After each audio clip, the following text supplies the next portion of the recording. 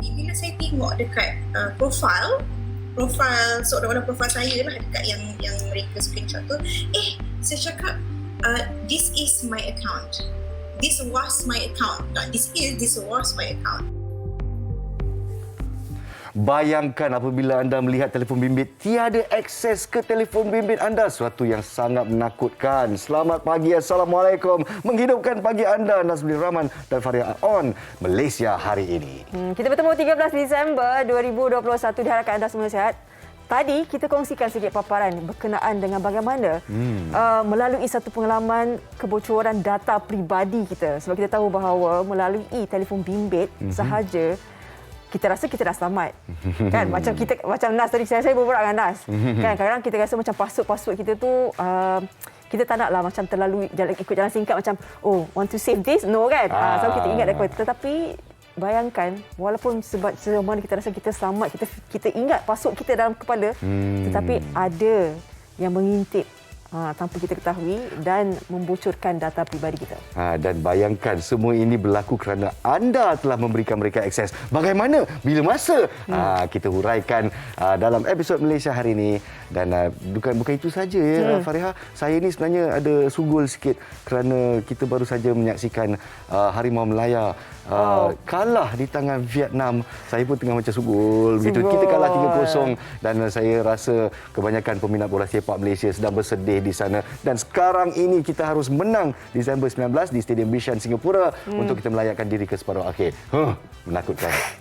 Tak apa, 3-0 itu ialah pasukan yang kita bertembung pun agak kuat juga kan. Memang tidak dinafikan. Cumanya mungkin kita boleh bangkit semula untuk ahad depan bertemu dengan Indonesia. Kepulauan B, saya tengok senarai Kepulauan B semua hebat-hebat juga. Hebat sangat, sangat-sangat. Pasal rakan seperjuangan kita Hanif Miswan tengah garuk kepala. Macam mana Malaysia nak menang? Saya tahu Hanif jangan bersedih ni, okey? Bukan itu saja, kita juga akan memaparkan teknik bersenam di depan televisyen. Sambil kita bersantai, kita boleh menyihatkan badan. Betul tak, Maria? Senam depan TV ya? Selalu kita senam depan cermin. Itu dia. Kan? Senam depan cermin. Sekarang kita depan cermin letak TV depan. Dia depan cermin depan cermin. Itulah. Jadi itu yang kita kongsikan di MHI dan juga sementara kita bicarakan warakan apa yang akan kita kongsikan nanti. Ini antara perkabaran duka juga kita ketahui perjuangan dan pengorbanan pegawai bomba Allahyarham Muhammad Firdaus Sulaiman.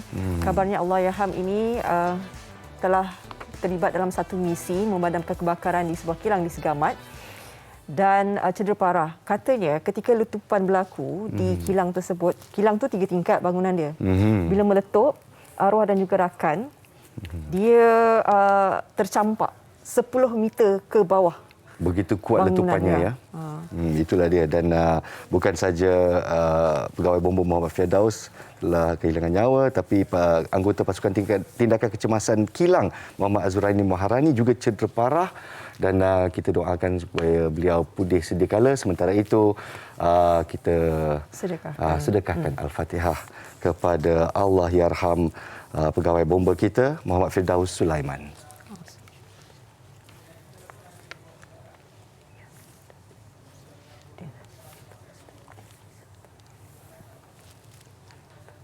Amin, amin ya rabbal alamin. Itulah dia pengorbanan ahli-ahli anggota bomba kita tidak boleh dipertikaikan ya Fariha. Keberanian mereka. Kita teruskan, ini berkenaan dengan perkongsian MHI hari ini. Ini berkenaan dengan bagaimana bayangkan kita Malaysia ni pelbagai kaum. Betul. Kan? Kita ada dekat Sabah, kita ada dekat Sarawak. Tapi bayangkan mereka berada di Semenanjung. Kadang rindu kita pun, kadang-kadang pergi tempat lain kita rindu masakan kita, asal kita kan. Betul. Jadi dengan itu? Dengan itu kita akan membawakan suatu paparan yang istimewa dan juga kita mewawancara seorang daripada Borneo yang membawa budaya mereka dan juga makanan mereka, apa yang istimewa tentang Borneo ke Semenanjung Malaysia. Inilah dia Pasar Borneo dan keunikannya. Saksikan.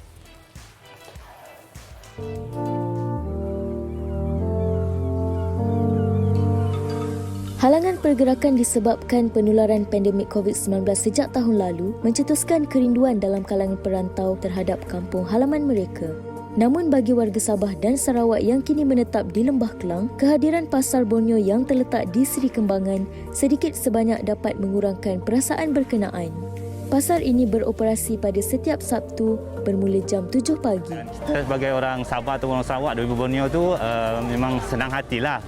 Jika program macam ni dilakukan, semoga tamu-tamu waktu pasar pagi kita dapat mencari apa-apa keperluan yang selalunya ada di Sabah atau Sarawak dan jarang dapat di Semenanjung ni. Alhamdulillah kalau nak balik sana pun akan kos juga kan. So kadang-kadang kita nak balik kita nak makan makanan yang ada kat sana lah. Bila ada kat sini so tak payah nak pening-pening walaupun kita tak payah nak balik pun kita dapat makan juga makanan kat sini. Especially macam makanan yang rare lah yang susah nak dapat kat sini kan. Antara juadah makanan popular yang dicari pengunjung adalah mi kolok, ayam pansuh dan juga air batu campur gula apung. Selain itu, ada juga peniaga yang memasarkan pelbagai produk makanan kering seperti tepung sagu, ikan terubuk masin dan hasil laut seperti ikan bilis dan belacan. Paling menarik ialah latok iaitu sejenis rumpai laut yang juga boleh ditemui di sini. Latok ini dia datang daripada Sempurna Sabah, tetapi saya dapatkan daripada distributor yang ada di sini Semenanjung. Tapi distributor itu pun ada orang Sabah juga. So kami pastikan yang latok kami datang daripada negeri Sabah sendiri. Sebab latok ni ada yang datang daripada Thailand ataupun daripada Vietnam. Tapi kami pastikan yang latok kami adalah latok daripada negeri Sabah. Selain makanan, pelbagai hasil kraft tangan juga ada. Antaranya barangan manik seperti anting-anting, rantai, beg tangan serta hiasan kepala yang dihasilkan sendiri oleh peniaga Julan Baling. Saya merasa sangat gembira dan merupakan satu peluang yang saya rasa ini satu peluang yang besarlah untuk saya mendalami bidang kraft tangan terutamanya di mana saya juga yang membuat kraft tangan sendiri. Jadi untuk yang orang Borneo juga ini peluang untuk kami memperkenalkan adat budaya kami dari Sarawak lah di sini untuk orang-orang di sini. Bukan sahaja warga Sabah dan Sarawak, produk Borneo ini turut menarik perhatian warga Semenanjung bagi membeli belah di sini. Saya suka datang sini, satu cari bilis, yang kedua cari makanan-makanan yang susah lah nak dapat. Satunya saya jumpa tadi bambangan, apa lagi, sayur-sayur daripada Sabah. Suka tengok yang kraft tangan dia punya bakul-bakul tu, cantik-cantik semua. Rasa seronok, rasa suasana macam okey, dah sampai Sarawak dah, macam tu. Selain mengubat kerinduan masyarakat Sabah dan Sarawak terhadap kampung halaman, secara tidak langsung, Pasar Borneo ini turut dapat membina dan mengukuhkan hubungan silaturahim penduduk dari seluruh pelosok di Malaysia.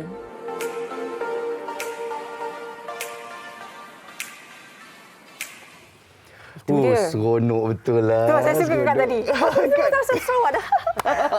Itu suasana yang bila kata orang Sabah Sarawak datang situ dia rasa macam di kampung kan sendiri. Sebab barang-barang yang tu kan semua kadang-kadang susah nak cari kat sini di Semenanjung. Sangat susah daripada kraft tangan kepada makanan yang susah didapati di Semenanjung ni mengubati rindu orang Sabah dan Sarawak. Dan untuk kita tentang keunikan Pasar Borneo di sini, kita bersama dengan pengerusi Persatuan Pasar Kebudayaan Borneo kita iaitu Encik Nelson Entap Anak Ingin. Assalamualaikum. Apa khabar Encik Nelson? Selamat baik. Selamat pagi. Salam keluarga Malaysia. Ya, selamat keluarga Malaysia. Dan di sini Encik Nelson, okeylah kita tengah berehatkan diri menunggu Sabtu dan juga Ahad ya. Ya, betul. Saya difahamkan Pasar Borneo ni diwujud sejak 2016. Yep. Dan originalnya berada di Seri Kembangan. Tapi sekarang dah dibuka satu yang baru ya, boleh ceritakan sikit. Okey, salam sejahtera kepada semua pendengar dan warga Malaysia. Jadi sekarang ni kita sudah ada buka satu cawangan baru Pasar Borneo di Bangi iaitu di Bangi Golf Resort. Itu atas permintaan ramai kerana ramai peniaga-peniaga yang ada di orang-orang Sabah dan Sarawak mau berniaga tapi kita tidak cukup tempat di Seri Kembangan. Jadi ada juga yang nak buka pada waktu Ahad. Jadi disebabkan itu kita buka di Bangi itu untuk waktu Ahad dan juga untuk peniaga yang baru mau mendaftar bersama dengan kita. Ramailah tu. Ya, ramai.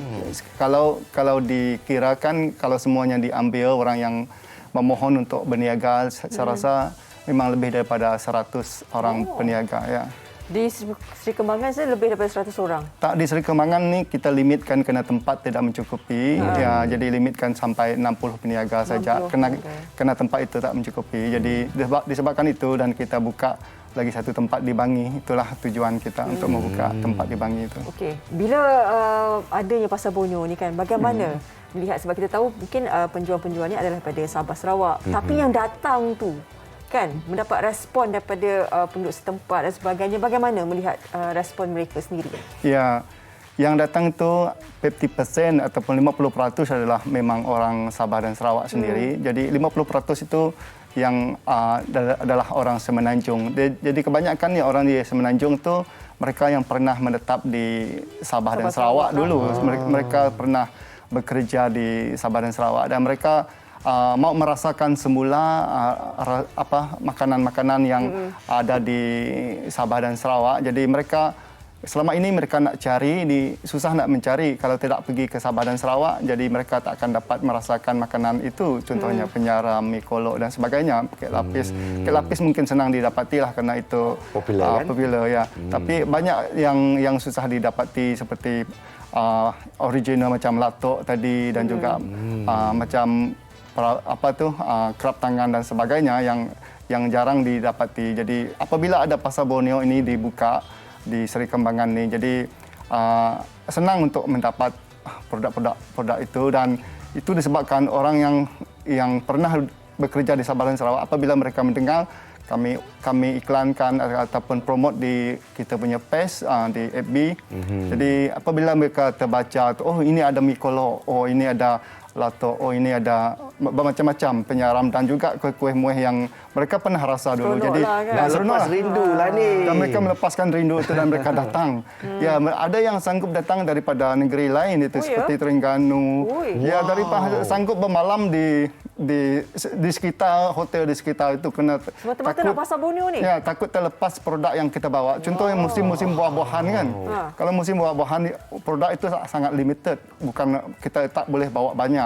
Ya, jadi dulu masa itu apabila saya memperkenalkan buah-buahan itu ke sini, jadi apabila ini buah tarap, ini buah bambangan, ini buah dabai, buah isau dan sebagainya yang tidak ada di sini, saya perkenalkan kepada masyarakat di Semenanjung supaya mereka tahu inilah cara saya untuk menyatu padukan kita supaya kita merasakan apa yang kami Sabah dan Sarawak rasa.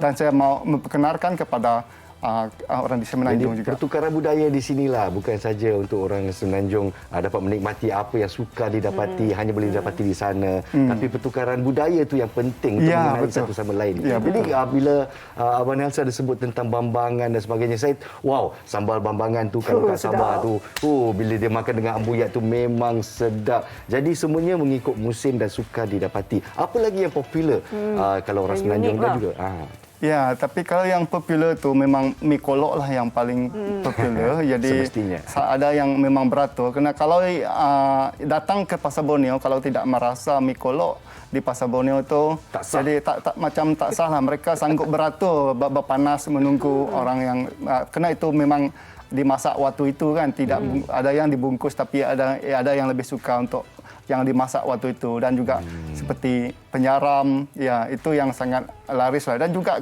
ada ayam pansuh. Mungkin di sini orang ayam itu dimasak macam masak kari, memang dah biasalah masak biar kita punya resipi di Semenanjung. Tapi kalau di Sabah dan Sarawak dia banyak macam cara resipi dia, kerana kita memang tahu menggunakan buluh itu kita simpan dalam buluh dan itulah yang dinamakan ayam pansuh lah. Jadi itu pun ada juga di Pasar Borneo ya. Jadi siapa yang nak ayam pansuh boleh dapatkan di Pasar Borneo. Baik. Kalau misalnya kita pun nak tahu juga hari Sabtu, hari Ahad, mungkin Cik Nelson boleh kongsikan juga bersama dengan penonton MHI. Macam mana kami nak tahu perkembangan? Ada tak update macam okey, jangan lupa minggu ni ada apa yang baru? Dabai sudah ada. Ya, memang kita update setiap minggu. Tapi kita update sekarang ni kita agak lambat sedikit lah. Biasa kita dulu semasa kita belum ramai orang mengetahui Pasar Borneo ni, kita kena selalu sedikit lah untuk update dan juga promotekan di FB. Dan FB dia apa? Pasar Borneo Seri Kembangan. Pasar Borneo Seri Kembangan. Instagram ada? Instagram ada. Ada? Sama juga. Sama juga. Pasar Borneo Sri Kembangan. Sri Kembangan juga.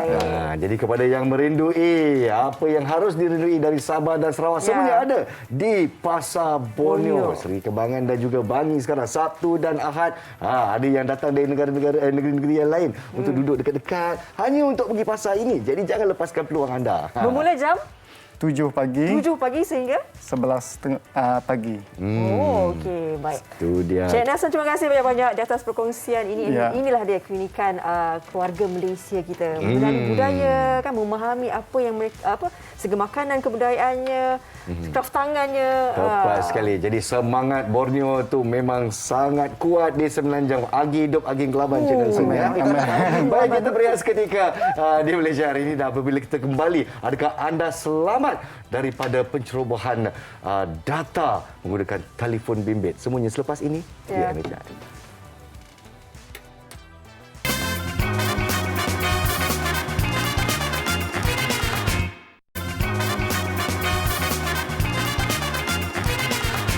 Baik, kembali semula dalam Malaysia hari ini. Terima kasih kerana masih setia bersama dengan kami. Kita akan terus bawakan berkenaan dengan pengisian kita berkenaan dengan bagaimana kita nak memberi tak ada ruang lah sebenarnya kita menjadi bangsa bocornya data peribadi kita melalui telefon bimbit ini. Telefon bimbit yang sentiasa ada bersama kita sekarang ini. Kadang-kadang bila kita bangun pagi, apa yang kita buat? Kita angkat telefon kita pagi-pagi. Dan kadang-kadang dalam mamai-mamai itu, kawan kita hantar itu, hantar ini, hantar gambar dan sebagainya. Tahukah anda kalau anda klik atas apa-apa saja pautan yang berbahaya akan mendatangkan bahana kepada anda semua. Saksikan bingkisan kita.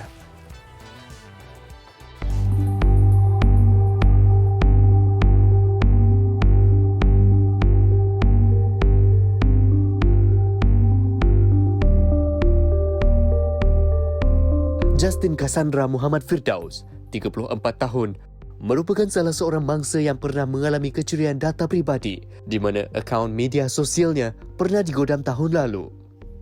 Dia bagaimanapun bertindak membuat laporan polis sejurus mendapat pemakluman daripada pihak berkuasa tentang isu berkenaan. Dulu-dulu lah, saya rasa many years back, bila WeChat ni baru keluar, saya rasa semua orang pun ada download WeChat dan buat account WeChat. So bila saya tengok dekat profile picture tu, dia ada small kotak kecil. Yes, ini adalah akaun saya yang dah lama saya dah tak guna dah. Dan tiba-tiba pihak berkuasa pun mengesahkan, pada ketika itu mereka lihat telefon saya, yes, itu bukan saya. Jadi macam mana orang lain, ada pihak lain boleh dapat akses kepada akaun saya? Beberapa bulan sebelum kejadian itu, saya telah mendapat beberapa SMS verification code ke nombor telefon saya. Bermakna pihak ketiga tu somehow dia boleh dapat akses kepada saya punya message and berlakon menjadi saya bermesej dengan satu individu yang sama sekali saya tak kenal. The first thing saya buat is saya buat satu laporan polis untuk menafikan yang itu adalah saya, sebab hakikatnya itu bukan saya memang tak guna WeChat.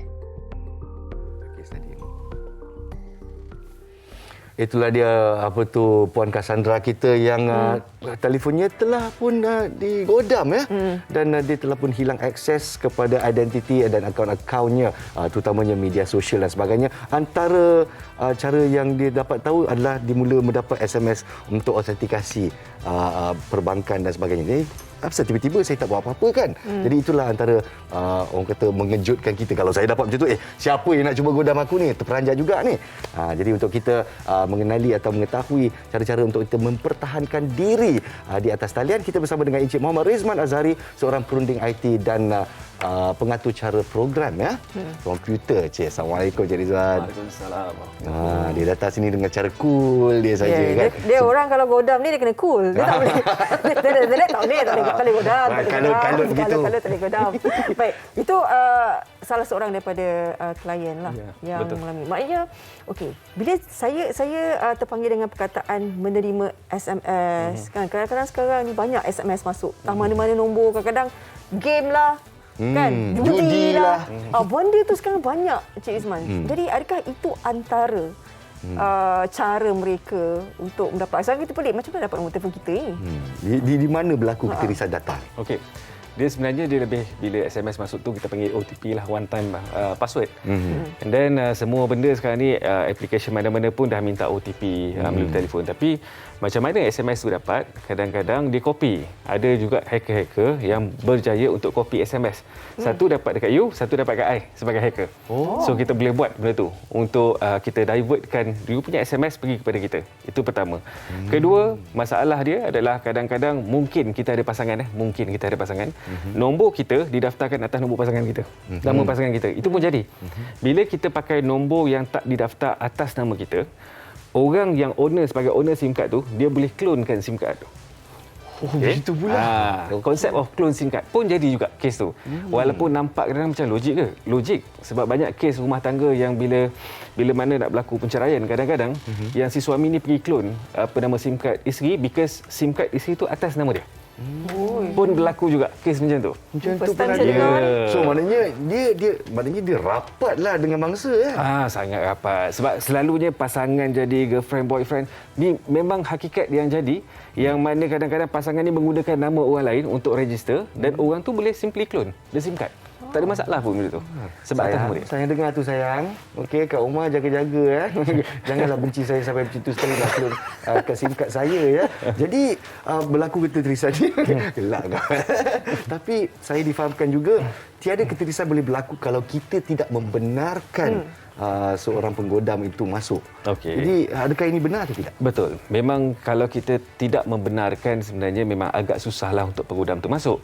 Tetapi daripada kebanyakan yang berlaku, kita sendiri yang membenarkan. Sama ada saya sendiri pun kadang-kadang bila saya scroll masuk dalam Facebook, secara tak sengaja bila tajuk tu menarik, saya tekan juga link tu. Sebab kita nak tahu. Bila dah tekan, dia akan keluar beberapa notification. So kalau orang yang tak tahu ini notifikasi apa, itu yang dia akan terus tekan OK lah. Kadang-kadang tekan cancel pun dia masuk, okey pun dia masuk, dua-dua dia masuk. Itu konsep. So kita macam saya sendiri tak apa, saya tahu apa benda nak buat. Tapi untuk sesetengah orang, bila dia baca tajuk, bila dah tekan, dia tak ada jalan keluar dah. Betul. Selalunya itu je lah. Kadang-kadang selalunya bila dah masuk tu, apa yang saya buat, saya akan off dulu telefon. Off dulu. Saya takkan walaupun kalau misalnya macam kadang-kadang laptop pun apa semua kan, pun off je dulu. Laptop pun kita off dulu. Kita off dulu ataupun kita disconnectkan wifi kita kejap. Itu paling offkan kejap, flight mode kejap and then on balik. So dalam konsep of IT ni, bila kita flight mode, automatic yang ada di server hacker tu sendiri, dia akan mati connection dekat situ. So dia kena sambungkan balik dengan cara tekan balik link tu. Jadi Encik Rizwan cerita pasal pautan ni kan. Kita ni pun bukannya pandai sangat IT ni. Jadi pautan jenis apa yang kita harus pantau? Okey, pautan jenis apa ni dia tak kisah pun sekarang ni. Nama hacker ni apa saja pautan dia boleh clone ataupun dia boleh mirrorkan jadi tu. Tetapi apa yang hacker tak boleh buat adalah kalau contoh tv3.com.my. So dia tak boleh ambil pautan tv3.com.my. Dia kena jadi TV3 tambah S kat belakang ke untuk nampak seolah-olah itu adalah pautan yang benar. Dan kita pun tengok sekali imbas, betul lah tu. Betul. Sebab sekarang ni masalah kita tengok gambar, kita tak tengok URL. Betul kan? Kita masuk Facebook. Kita bercakap dengan Cik Rizman ni, sementara tu Cik Rizman ada juga pembawa pembantu je. Betul. Ini antara programmer Legasi lah ni, Legasi Legasi yang betul. Azizul di hujung sana. Jadi mungkin boleh kita lebih jelaslah terangkan berkenaan dengan pautan macam mana sebenarnya. Kan, dan bagaimana sebenarnya kita boleh mempertahankan kita punya data ni kan. Silakan. Apa yang Azizi buat hari ini dia lebih kepada saya just tunjuk simple demo sebab ramai orang selama ni dia rasa macam betul ke benda ni boleh buat. So apa yang ada dalam skrin sebelah Azizi sekarang ni adalah phishing technique, yang mana kita boleh ambil username dan password orang dalam apa saja platform. Instagram, Facebook, Google, so whatsoever. Contoh? Contoh. Instagram Gigi, kita start dengan Google dulu. Google. Gigi create satu Google account. Done create and then send ke dalam Instagram. Ke dalam Telegram. Saya ada telefon bimbit. Saya ada telefon bimbit yang bukan saya punya sebab saya takut saya digodam. Saya diberi sampel saja. Jadi di sini kita ke mesej mana? Telegram. Telegram. Okey, kita ke Telegram. Okey, dia ada satu pautan kan kat situ. Okey, ada pautan di sini. Ditulis HTTPS Cyber Awareness. Gmail Boleh is close email out is sikit? intuitive, efficient kita and tengok useful. sikit ni, ya. Jadi tak nampak macam dia orang kata berbahaya ke, Betul. dia mungkin mengancam ke. Jadi nampak macam sampel je mesej di sini. Tentang cyber awareness, okey? So kat sini saya akan tekan ya. Okey, saya akan tekan, kita dah masuk. Voter rank 289032. Select your favorite social network. Boleh letak nama sekali ya. So bila kita letak nama kat sini, okey, letak nama saya Nas. Keluar gambar-gambar tu nanti. Keluar semuanya sekali. Dia keluar. Dia ada username dengan password Google. Yep. So kalau saya letak kat sini, sila letak. Okey, saya letak setelah je. Okey, Nas 123. Okey, login. Nas 123. Poll completed successfully. Maknanya dia dah okey, alright. So, Okey, Azizi boleh cakap. Azizi ada mic. DJ ada mic, boleh cakap je. So user dengan password apa je kat situ? Apa terjadi je? Cuba tengok. Selepas dah kita masukkan information dalam link tersebut, lepas tu kita akan dapat lihat kat sini dia punya username dan credential. password. Username dan password. Ada kat sana. Nas 123. Ya. Yep. Macam tu saja. Yep. Jadi pautan-pautan ni menyamar sebagai suatu laman sesawang yang rasa biasa-biasa je macam tu, atau mungkin memberikan hadiah dan sebagainya. Jadi kita sendiri letakkan identiti kita sendiri. Ya, betul. Jadi kitalah yang salah. Ya, dan itu yang berlaku kepada artis. Banyak artis yang dia buat blue badge. Kan dia nak blue badge. So blue tick tu kan. Blue tick tu. So dia buat apa-apa. Ada blue tick. Lepas tu masukkan link. Dan bila dia masukkan Instagram dengan password dia, automatic dia boleh dapat. Dan orang cakap pasal two-factor authentication. Tetapi sebagai hacker, dia ada banyak kaedah untuk bypass two-factor authentication tu. Jadi walaupun two-step authentication pun boleh boleh digodam ya? Boleh. Okey.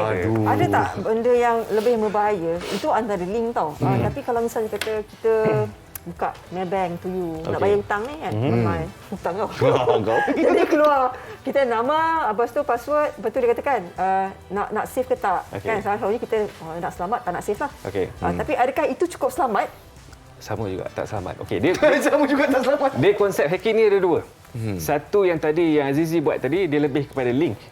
Dia ada satu lagi yang bila kita tekan link, dia auto download dalam telefon kita. Tiba-tiba dia keluar macam APK download apa semua. So yang tu bahaya. Yang Azizi buat tadi dia hanya link tapi tak ada download apa-apa dalam telefon. Tapi yang download ni dia akan jadi sampai telefon kita boleh dimira kepada pihak hacker sendiri. Maknanya apa yang kita nampak kat telefon kita, hacker tu boleh nampak. Everything. Alamak. Ya Allah. Kamera? Everything. Everything? Yes. Maknanya dia boleh switch on kamera kita, dia boleh tengok apa kita buat dan sebagainya. Dia boleh nampak kamera kita, dia boleh onkan mikrofon kita, dia boleh tengok everything, termasuklah kita punya WhatsApp ataupun gambar-gambar. Dan semuanya hanya klik kepada pautan. Itu hanya saja. klik pada pautan, tiba-tiba kita tak perasan yang pautan tu dibawa kepada satu application yang di-download secara senyap. Dan saya ifakan bukan saja pautan, tapi kalau PDF file dan sebagainya. PDF file, and sometimes yang lebih teruk adalah menggunakan public wifi. Public wifi pun itu boleh bahaya? Definitely, sebab kita tak tahu siapa dalam kalangan kita dan kita connect kepada IP yang sama. So bila connect macam tu, orang boleh masuk ke dalam telefon kita secara senyap. Jadi jangan, jadi kena hati-hatilah. Zizi. Ya. Macam tanya soalan. Okey, macam mana Encik Rizman kita nak melindungi ni? Macam tadi kadang kita tak tahu. Macam mana kita nak tahu bahawa okey, this is dangerous. Macam mana? Okey. Dia nak tahu ni satu daripada kita punya awareness sendirilah. Bila kita tengok Facebook, jangan asal nampak tajuk artis meninggal je nak tekan. Jangan nampak gosip je nak tekan. Itu clickbait tu. Sebab itu adalah checkmate untuk bagi hacker untuk nak gunakan kaedah itu. So, bila dah berlaku ataupun telefon kita mula rasa berat, tiba-tiba rasa macam bateri cepat habis or whatsoever, jangan takut untuk kadang-kadang you have to reset. Sometimes you have no choice. Ada di setengah, okey, macam Azizi sendiri, dia ada benda-benda yang Azizi buat, yang kita dah test last time, yang mana apa saja yang dah download, kita install application tu, dia tak boleh uninstall. The only way untuk uninstall dia adalah reset saja telefon. Alamak. Ya Allah, ini untuk orang kata aplikasi-aplikasi yang dibuat turun lah. Betul. Ya Allah, dah ada apa-apa ke yang Azizi kalian ataupun Azizi boleh tunjukkan? Okey, kita try buat satu seeker. Okey, Aziz, kita buat untuk invite orang join WhatsApp group. Ini pun ramai juga ni sebab sekarang ni kan budaya bila online, nak beli online, you tekan link ni, pergi kepada WhatsApp. Kan? Okey, Ji dah ready ke? Ji okey? Okey. Jangan. Itu memang korang memang kalau penggondam ni memang macam tu. Dia tak bercakap Dia kadang-kadang nak bercakap dengan dia kena 3-4 kali sebab dia tengok komputer lagi lah. Faham. Tapi saya kagumlah juga dengan penggondam-penggondam ni. Yang kata semuanya muda-muda, semuanya arif dengan IT, bukan macam kita yang buta IT macam ni. Artis meninggal je klik siapa? Siapa? Lepas tu dia sudah saya akan kosongkan akaun bank anda. Begitu. Akaun bank pun bahaya juga. Betul. Dan kadang-kadang ni bukan apa sebab kita buat awareness ke sekolah-sekolah Jabatan Kerajaan. Budak-budak sekarang ni yang orang tua tak apa, yang 40 tahun apa semua okey. Budak-budak kalau kita kata telefon mudah kena godam. Dia nak tengok depan mata dia, betul ke boleh kena godam? Selagi dia tak nampak, dia tak percaya.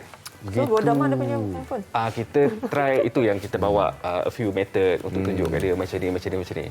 Okey, satu lagi orang kata bahaya yang mungkin kita tak nampak di sini sebab kebanyakan kanak-kanak kita melalui pelajaran dari rumah ya, PDPR.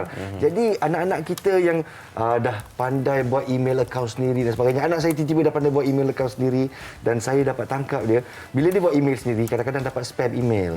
Dan dia dibawakan kepada laman sesama yang untuk dia memang cantiknya ada macam-macam karakter kartun dan sebagainya. Tapi bila dia klik dia sampai kepada satu site pornografi. Jadi itu kalau pornografi itu pun dah satu hal. Bagaimana kalau dia digodam? Macam mana ibu bapa nak pantau atau cakna tentang orang kata distract? Okey. Sebab tu untuk sekarang ni kebanyakan parental monitoring dah ada. So kita sendiri memang kena ada parental monitoring untuk anak. Jangan bagi telefon dekat anak and then biar kat situ. Dan parental monitoring ni tujuan dia adalah untuk monitor telefon anak. Bukan monitor telefon pasangan. Kena jugalah. Faria, nanti kita cakap tepi. Dua-dua kita faham. Ni kita pian tepi. Sebab banyak parental monitoring sekarang ni memang dah terlalu banyak yang boleh digunakan. So you boleh tengok skrin telefon anak, boleh tahu WhatsApp anak dan in fact kalau dia buat call pun kita akan dapat satu record kepada kita. So benda tu sangat penting. Betul untuk kita memantau murah sangat anak-anak kita. Zizi telah pun memberi isyarat thumbs up. Okey. So pakai link yang sama tadi ya, link yang sama. Okey. So kita buka link yang sama tadi. Okey, saya buka link yang ini sama. Ini kita just buat untuk demo. Demo je sebab takkan kita bodoh dua kali kita kalau kan. hacker apa semua dia akan buat satu link yang berlainan yang nampak seolah-olah macam tu. Okey, so kembali kepada Telegram tadi. Zizi dah hantar saya tak? Boleh klik tadi ya. Link yang sama je. Okey, link yang sama iaitu cyberawareness.com. Nampak macam kita nak belajar sesuatu yang baru ke sebagainya. Awareness tu kan perkataan tu pancing. So dia jadi WhatsApp group invite Malaysia hari ini. Boleh tengok WhatsApp group invite. Tengok dia buat. Invite Lina nikmat sama tu. Okey, kita masuk join chat. Maximum group capacity reach. Okey. Dapat. Okey, terus dapat dekat sini. Saya tak nak masuk dalam WhatsApp Saya tunjuk benda pertama yang akan dapat location termasuk detail telefon semua. Wow. Lokasi kita dia dapat lokasi kita tepat dalam jarak 5 ke 10 meter saja lagi daripada telefon sekarang. Tak nampak lah, akak dah rabuk muka itu dah dia. Tapi cuba sini tunjuk sikit pakai tangan. Kalau tunjuk pakai tangan kat mana? Di kita punya spesifikasi telefon dia akan bagi detail maklumat apa semua. Yang ni latitude dengan longitude kita punya lokasi. Dia bagi kita latitude longitude maknanya koordinat kita memang tepat sehingga ke 5 meter ya. Ya, betul. 5 ke 10 meter. Dia bukan menggunakan SIM card base tapi dia menggunakan location di dalam telefon. Triangulation ya. Yes, cuma kita tak go into detail macam mana nak baca WhatsApp. Dia ada beberapa layer lagi. Saya kalau cerita macam ni 1 jam kita boleh cerita. Tapi kita lepas ni jangan pergi mana. Okey. Terima kasih banyak-banyak Cik Muhammad Rizman Azhari dan juga Aziz. Tapi sebelum tu mungkin pesanan Rizman sendiri kepada mereka lah kan. Pesanan saya sangat simple. So apa saja yang kita nak buat dalam Facebook ataupun dalam dunia telefon kita kena anggap ini bukan benda yang peribadi, benda yang kita boleh simpan semua benda dalam telefon. Ada benda yang sometimes we have to use traditional way. Bukan semua dengan gambar peribadi kita pun simpan dalam telefon pintar. So kita kena lebih pintar daripada telefon pintar tu sendiri. Itu saja sebenarnya. Itu yang suka banyak kali saya tengok telefon ni. Hai, syukurlah kau telefon pintar. Kau lagi lagi pintar dia aku sebenarnya. Selalunya macam itulah.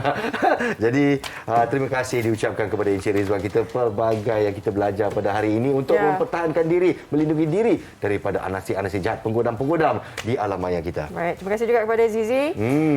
Okey, seterusnya kita akan berehat seketika. Sekembalinya nanti Nas akan bawakan berkenaan dengan rahsia rezeki yang tidak disangka-sangka. Tepat sekali semuanya bersama kami di MHI.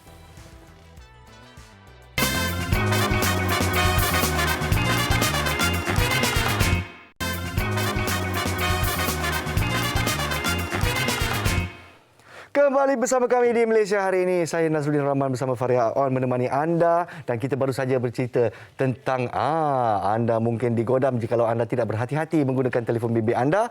Kalau anda menonton di laman Facebook, anda boleh kita scrub belakang sikit dan kita lihat wawancara yang penuh informasi. Tapi sekarang ini hari Isnin, jadi kita mulakan minggu kita dengan hala tuju menuju ilahi dengan topik kita rahsia rezeki tidak disangka-sangka. Saksikan.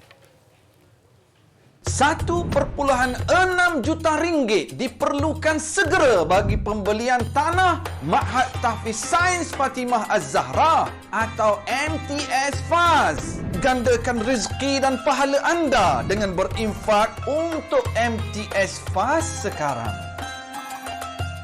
Baiklah, bersama-sama kita yang berbahagia Ustaz Ilyas Ismail, penasihat Ma'had Tahfiz Sains Fatimah Az-Zahra yang saya amat kagumi. Assalamualaikum Ustaz. Waalaikumsalam warahmatullahi wabarakatuh. Nas, apa khabar? Khabar baik, alhamdulillah. Begitu nyaman suasana Ustaz di sana ya. Wah, nampaknya dah sampai di kampung halaman nampaknya. Betul. Lama tak balik kampung ni. Alhamdulillah. Jadi di sini Ustaz, boleh tak bawakan sikit apakah dia Ustaz rahsia rezeki tidak disangka-sangka, topik kita pada hari ini? Ya Nas, terima kasih para penonton Malaysia yang saya hormati semuanya. Dalam Quran, Allah Subhanahu Wa Taala ada menyebutkan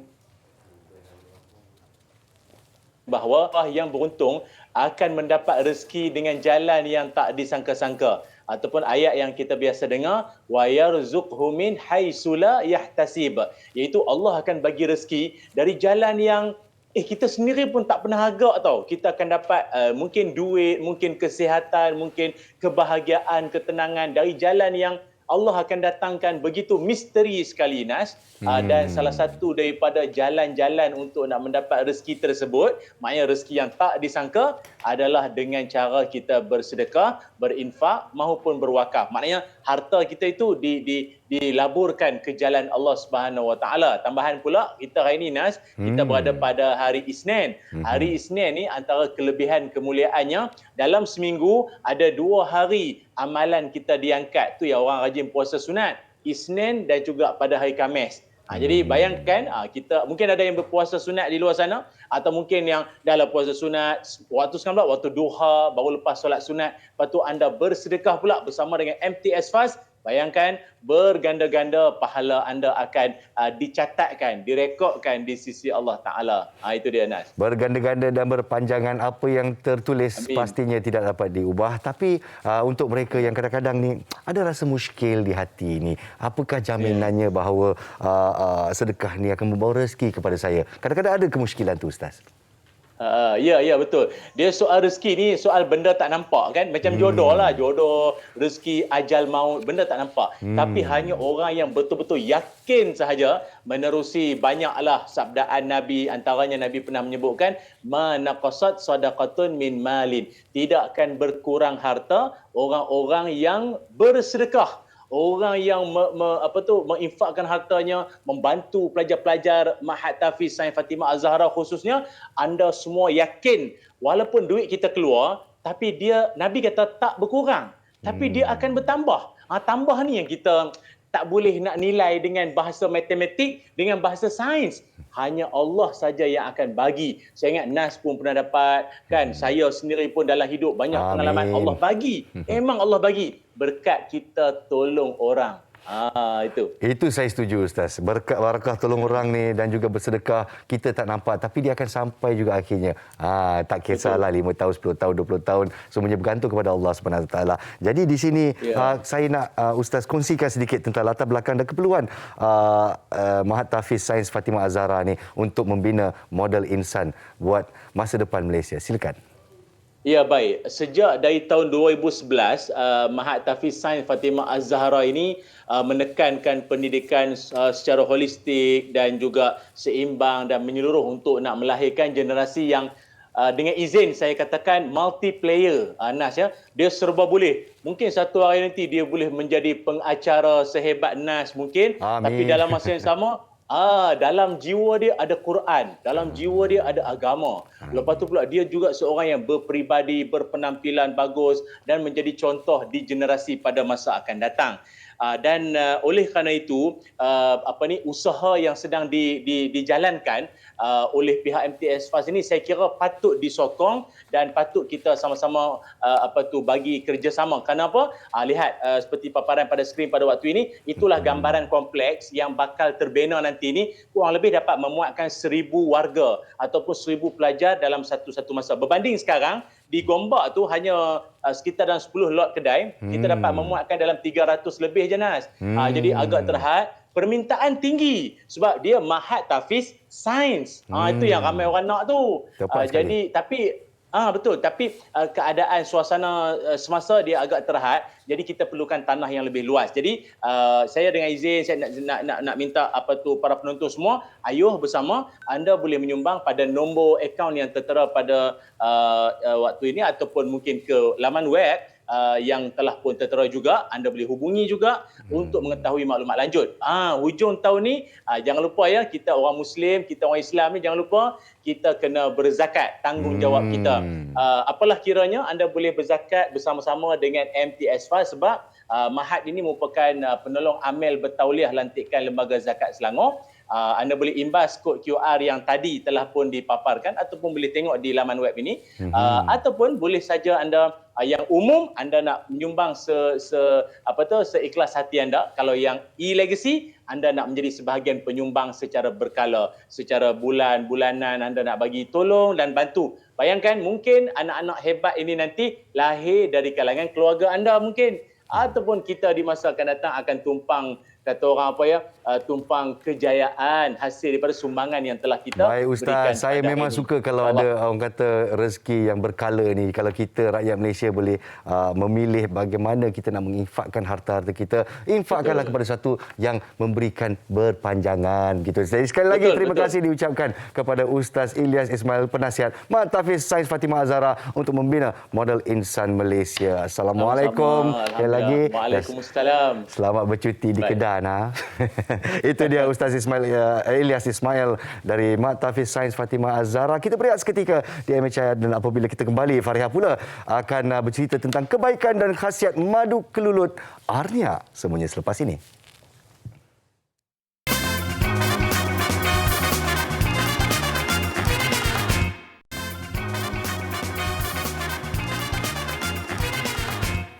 Kembali semula dalam Malaysia hari ini.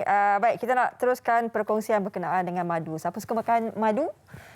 Tapi bukan suka bermadu kan? Okey, tidak. Kita nak kongsikan berkenaan dengan kebaikan dan juga khasiat madu kelulut Arnia.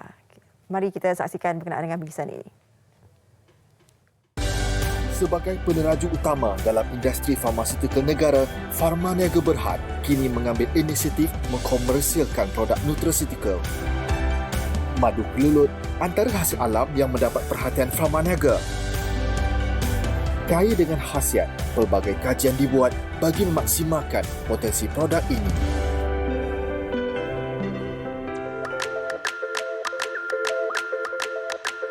Universiti Malaysia Terengganu telah mengambil inisiatif menubuhkan satu kumpulan lebah dan kelulut dianggoti oleh lebih kurang 18 pendidik dan ahli akademik daripada pelbagai bidang kepakaran dan juga minat mereka sendiri. Kita Malaysia ni amat bertuah sekali kerana kelulut ini merupakan serangga yang hanya boleh hidup pada jajaran khatulistiwa ataupun beriklim tropika sahaja. Khasiat-khasiat madu kelulut ini memang telah terbukti melalui kajian. Salah satu khasiat, ia mempunyai antioksida. Antioksida ini adalah amat penting kerana ia mengawal proses sel badan ini dari terlibat kita panggil proses penuaan. Apa yang kita lakukan bagi memastikan industri kelulut sebagai satu perusahaan yang lestari ialah kita tidak lagi menggunakan log pokok yang ditebang daripada hutan. Apa yang kita lakukan ialah menggunakan sistem kotak di mana kelulut daripada sarang induk itu digandakan dan dipindah dalam kotak yang telah kita hasilkan. Kerjasama terbaru yang kita jalinkan ialah bersama Farma Niaga Berhad. Mereka akan terlibat dalam menghasilkan satu produk dan memasarkan supaya pasaran madu kelulut ini lebih luas. Kita melaksanakan kualiti yang tinggi untuk memastikan Arnia adalah madu kelulut yang berkualiti dan mempunyai tahap piawaian yang sangat tinggi. Lepas madu itu dituai, madu akan melalui proses penyegatan. Proses penyegatan ini adalah untuk kita keluarkan kandungan air dalam madu supaya madu lebih likat, tahan lama dan sedap. Selepas sejakkan madu ke tahap 22% kandungan air, kita akan bawa madu ke kilang ini untuk laksanakan proses pembotolan dan juga pembungkusan. Dalam proses ini kita akan bersihkan dulu botol melalui mesin auto cleaning. Kemudian madu ini akan dimasukkan ke dalam bekas untuk diisikan ke dalam auto filling. Setelah kita isikan, kita akan bawa ke bahagian pembungkusan dan dihantar ke gudang penyimpanan sebelum kita buat pengedaran. Arnia melalui proses yang sangat ketat dan juga kita melalui ujian makmal supaya ia memenuhi kualiti yang telah kita tetapkan. Kita harap pengguna Malaysia yakin dan terus menggunakan Arnia untuk kekal cergas dan sihat sepanjang masa. Arnia boleh didapati di semua digital platform seperti Shopee, Lazada, PG Mall dan juga Royal Pharma. Arnia juga boleh didapati di semua cawangan Ion dan Ion Wellness dan juga PT Widuri. Di samping itu, untuk maklumat lanjut boleh layari www.arnia.my dan juga follow IG Facebook Arnia Madu Kelulut. Itu dia berkenaan dengan madu kelulut Arnia. Baru tadi tanya, mana nak beli? Oh, dah jawab dah. Dah terjawab dari sana. Banyak platform juga boleh dapatkan madu kelulut Arnia. Tapi barulah saya tahu rahsia apa tu Fariha begitu petah bercakap. Kenapa madu kelulut manislah mulut begitu. Gitu. Okey, kita nak kongsikan berkenaan dengan medsos.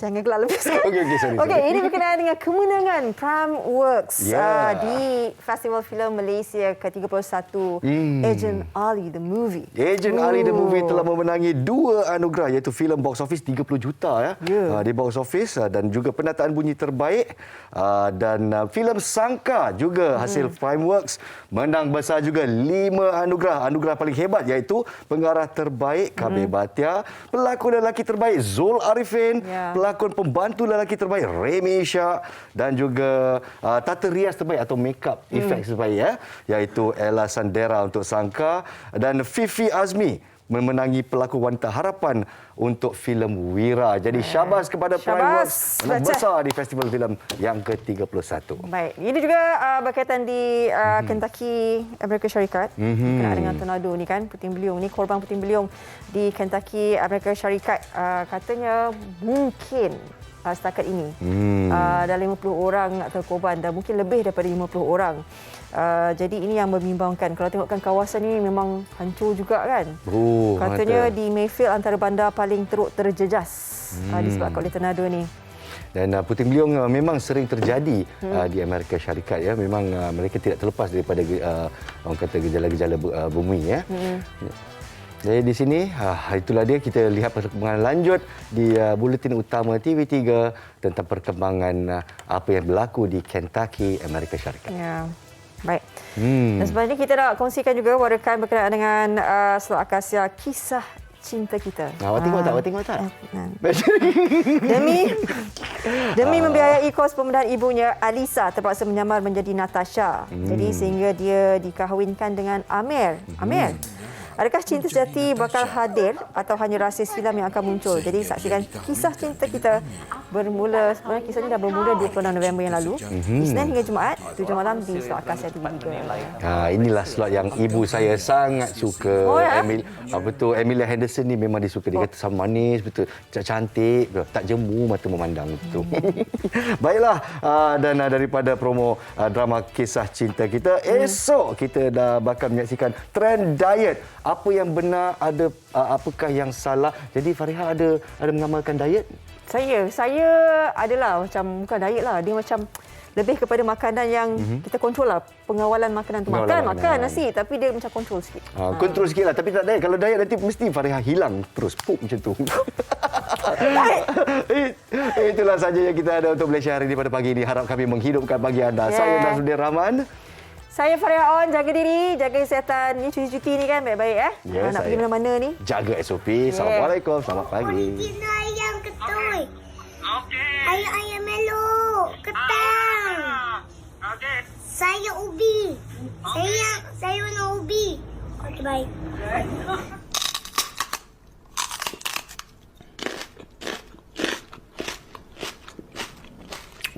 Dad is teaching his girl drawer safety.